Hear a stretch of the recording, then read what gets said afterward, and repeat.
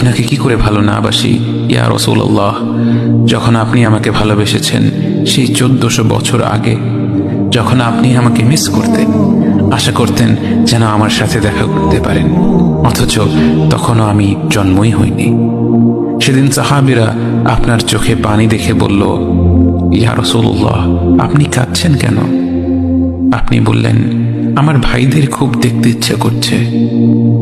সাহাবীরা বললেন, আমরা কি আপনার ভাই নই ইয়া রাসূলুল্লাহ? আপনি বললেন, না, তোমরা আমার সাহাবী। আমার ভাই হলো তারা যারা আমার পরে আসবে এবং আমাকে কখনো না দেখেও তারা আমাকে বিশ্বাস করবে। মৃত্যু শয্যায় শুয়ে আপনার অন্তরে এই চিন্তা ছিল যে আমাদের পরিণতি কি হবে। উম্মতি উম্মতি বলতে বলতে আপনি আপনার রবের নিকট ফিরে গিয়েছেন।